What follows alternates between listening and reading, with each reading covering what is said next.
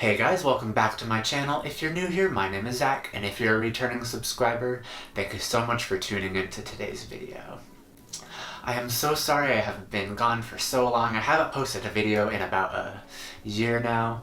The last video I posted was Converse lookbook at the start of the pandemic, and that time I was also starting school as well, so I decided to step back from making YouTube videos and focus on that a little bit. But now that I'm back in the groove of going to school, and now that I have all that figured out, I'm ready to start making YouTube videos for you guys again. So I really hope you're excited as much as I'm excited to continue making videos for you. In today's video, we are going to be doing a little bit of a different video. We are going to be doing a reaction to 6 clothing trends men should stop wearing by Teaching Men's Fashion. It is run by this one YouTuber called Jose Zuniga, which I've been aware of his channel and I've seen it in the past. I have been subscribed to it in the past, I will admit, but not so much anymore. His videos are more targeted towards straight men and dressing to pick up women and just those kind of tips, which is okay, but in his most recent video, which we are reacting to, he brought up some really problematic things that I feel like you really shouldn't even have to worry about, even when you're picking up women or just in general. So I just really wanted to go over that video and just talk about some of the stuff that he brought up in his video. This also brings me to a perfect opportunity to rebrand my channel and just talk about what I want to do with my channel in the future.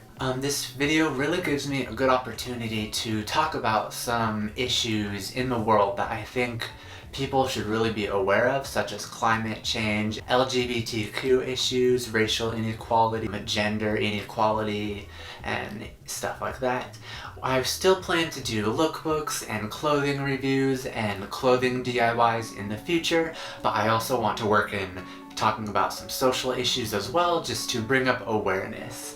And part of my channel being Prozac Fashion, I just want to bring awareness to topics that people should really be thinking about, just so we can better our planet and better our society as a whole. And just try and be a good person. Don't judge people for what they choose to wear or what they want to wear, because everyone should be able to live their authentic lives to how they please. So enough of that, let's get right into this video. Alright, so I have my AirPods in just so I can listen to the video on my iPad, and then I'll also show the video right up here in this corner, just so you can also see the video that I am reacting to. So, without further ado, let's get started. As we're watching the video, I will just stop and talk about the things that he mentioned and just my opinions on what he said. So, let's get started.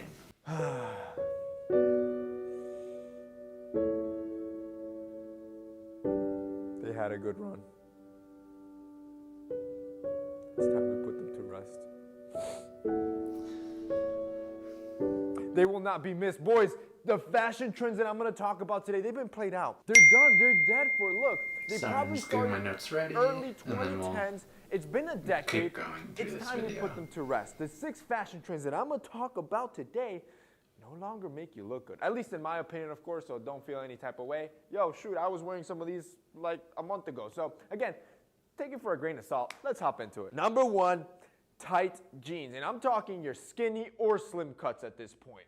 You heard me. Look, I'm gonna be honest with you. If I see another Chelsea boot, flannel, skinny jean combo, I might just lose it. And look, I take full-on responsibility for what has happened because I pumped up this style so much. But now it's been worn to the point of tackiness, and it took a lot of self-reflection to admit that. But once you... Yeah, he's worn that style a lot, as have other people. Like, even I've worn skinny jeans and stuff like that. So there's no shame in style evolution either, so that's just my thoughts on that. So he first went on to talk about tight jeans, and specifically like flannels with tight jeans and like bigger shoes.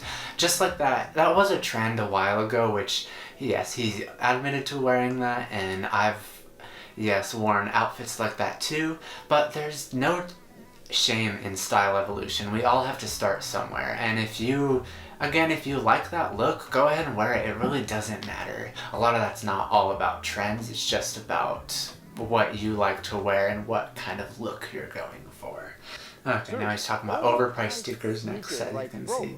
Who is still paying $500 to $1,000? And I get what he's saying. Sneakers can be really expensive. Business. I know almost any factory you can think of for almost any male product you can think of, and I'm telling you, even the high-end designer factories, it does not cost more than $40.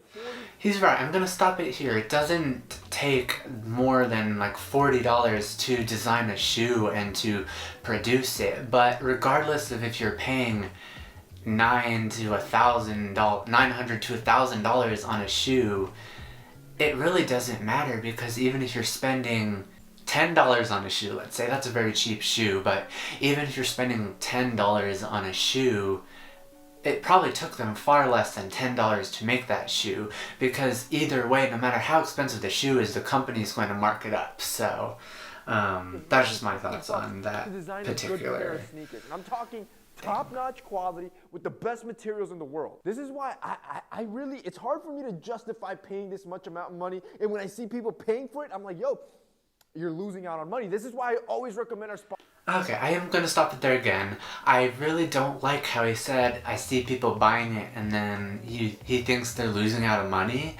I really don't think he should shame people for how they like to spend their money, especially if they like the shoe. Sure, maybe you shouldn't be spending a lot of money on clothes or designer shoes if you can't afford it, but again, if you can afford it and if you like it, then wear it. There's no shame in how you spend your money and what you buy. And then he goes into just talk about the video sponsor, so we'll just skip that because it really, which I get, you get sponsored by someone and you want to rep your sponsor, but yeah, and one thing I also wanted to mention was he talked about paying a lot of money for shoes. I was thinking a lot about the resale market. It doesn't matter if the shoe is $100 or $1,000. If it's hyped up, it may be a lot of money anyways. So even if you would want a shoe, like example, any of the Nike Dunks right now, they are harder to get because sure, they retail at $100, which is still expensive for a shoe, but people are buying up these shoes because Nike only makes a limited amount and then reselling them for 5 or 10 times the cost. So really, it doesn't matter where you buy your shoe from, because shoes can vary from all ranges, so really don't shame anyone for how they like to spend their money, and if they like the shoes, then no shame in wearing them. Really, it's not a big deal. Alright, let's move on to the third one. Number 3, painted nails. Look, it's just not my cup of tea. Like I said, everything's opinion. If that's what you want to do, it's all you. For me, it has nothing to do with fragile masculinity and everything to do with messaging. See, the interesting part in what I've always preached is that clothing sends messages. Every single piece that you throw on, whether you like it or not, people judge and read like a book. I like to use clothing and send strategic messages of being high status, of being more attractive, of looking more fit or more muscular. Those are the messages that I'm trying to send. And whether you like it or not, nail polish sends a more feminine message to anybody seeing it. So yes, if you're trying to impress a girl, if that's your goal, chances are painted nails is not going to be your best Okay, I'm going to stop it there. So he first says that it has nothing to do with toxic masculinity, but then right here he's saying that it's all about messaging and he doesn't want to give off a feminine message.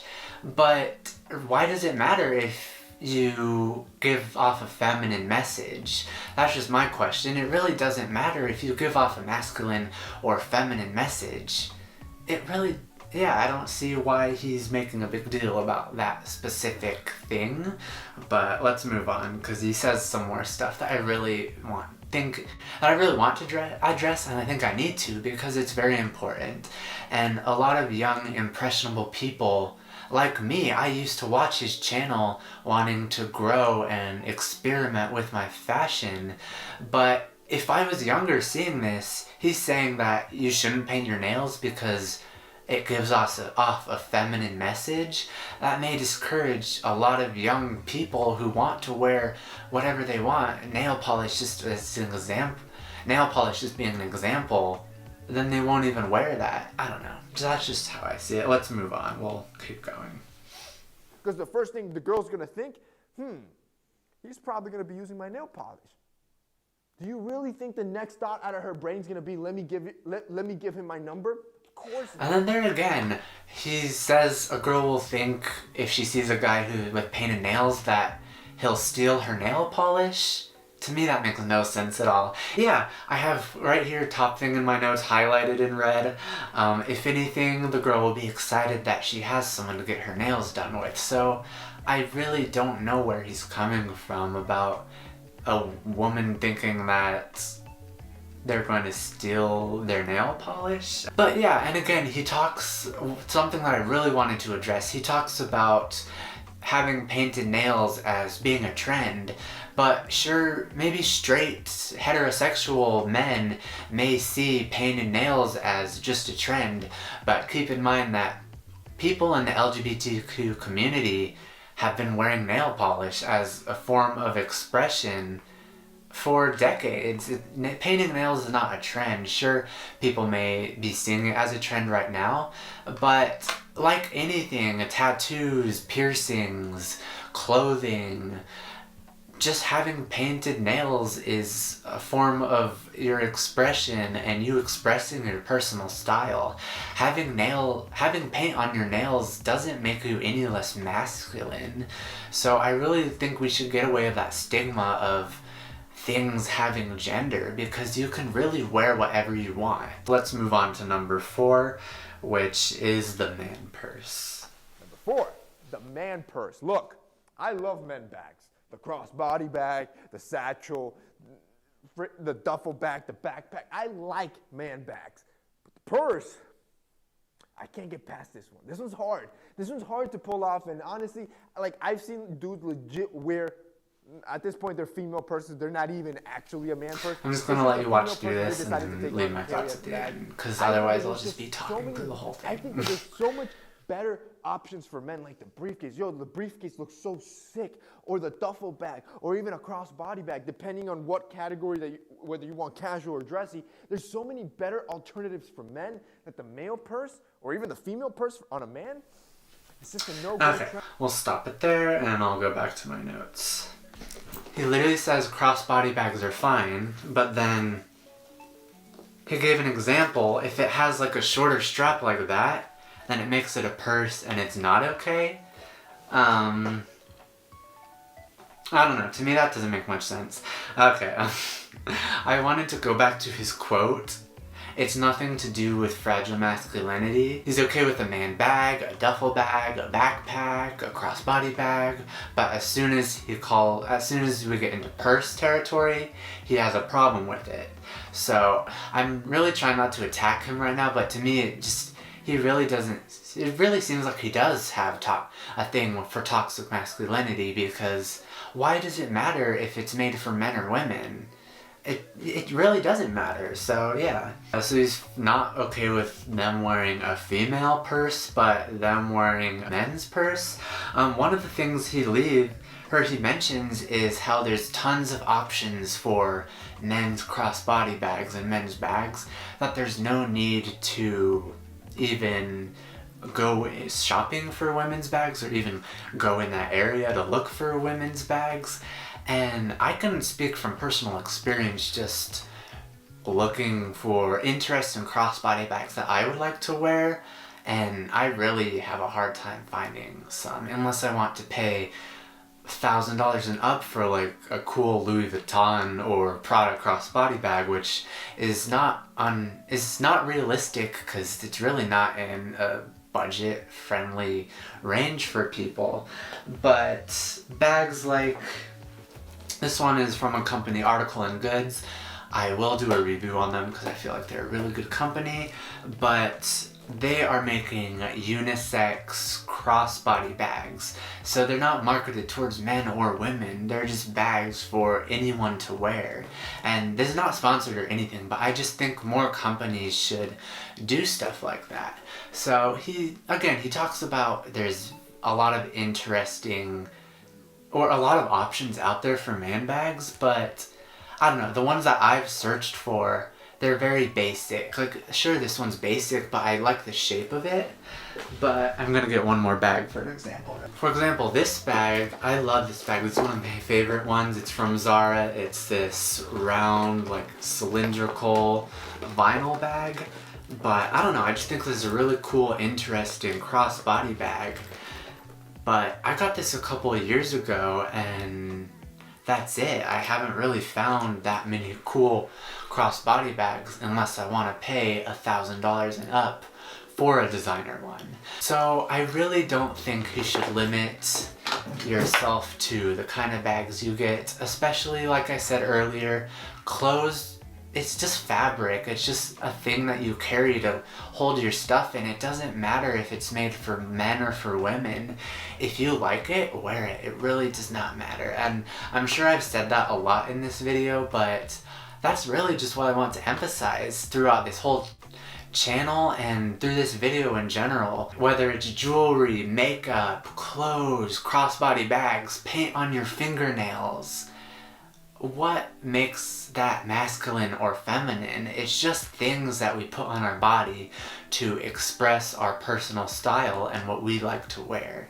So I really want to leave you with that. My goal for this channel is, I really don't go to his channel. I don't want you to leave him any hate or anything, but I think it's important to bring up these topics and talk about things, because growing up in a heterosexual society, like everyone does, whether you're in the LGBT community or not, it doesn't matter. You should be able to express your identity and what you want to wear no matter what. It doesn't matter if it's masculine or feminine. They're just clothes you put on your body. And that's what I'm going to leave you with. If you did enjoy this video, please come back to my channel. I will be posting videos regularly. I promise I will keep at it, so stay tuned. If you did enjoy this video, if you would please leave a comment, tell me what you liked, and if there's anything I could improve. I would really also love constructive criticism, so leave that as well. If you did like this video, please comment, like it as well, and if you enjoy my channel, please hit that subscribe button, and also hit the bell to notify you for more videos, because I will be posting videos in the future. So again, thank you so much for tuning into my channel. I will see you next time.